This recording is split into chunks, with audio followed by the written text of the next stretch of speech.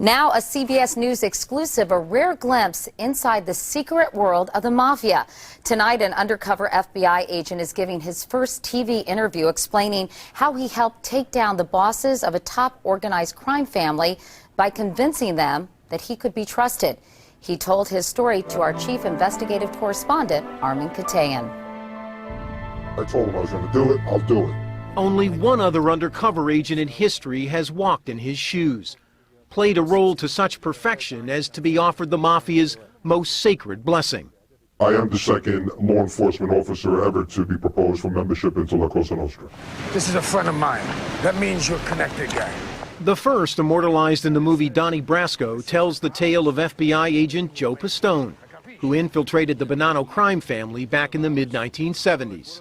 We got surveillance photographs. Now, for the first time on television, a modern-day Brasco who still works undercover tells CBS News how he convinced the notorious Gambino crime family he was one of their own. You're always afraid for your life and when you work undercover, and anybody who tells you otherwise is lying.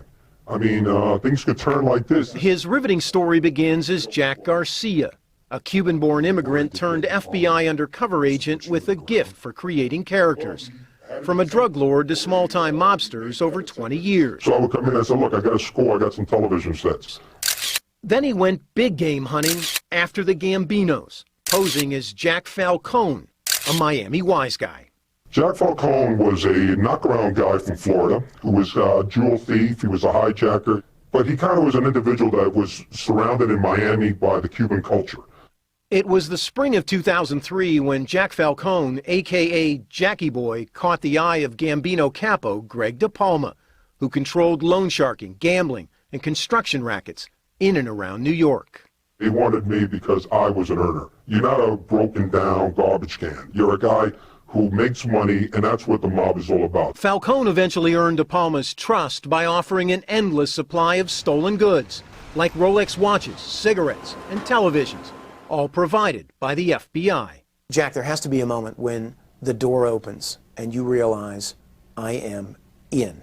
I remember that day distinctively. I met with him, at which time he presented me with a beautiful diamond pinky ring. And he told me how he put me on record with the Gambino crime family. You're under our umbrella. Wearing a court-authorized wire, over the next 2 years, Falcone secretly recorded De Palma and other bosses concocting money-making schemes at restaurants, diners, even this Jewish geriatric center, the FBI monitoring almost every meeting. In a scene straight out of Hollywood, at one point Falcone was called upon to talk to a made man not paying the proper respect to De Palma.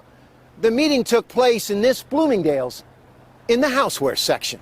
Things turned ugly. Falcone says he watched a mob soldier pick up a solid glass candlestick and bash the guy over the head. In the houseware section. In the houseware, grabs him, hits him right over the head, cracks his head open, you hear like a melon breaking. In March of 2005, the FBI swooped in and arrested De Palma, his bosses Arnold Squitieri and Anthony the Genius McGalley, along with dozens of underlings, essentially decapitating the family.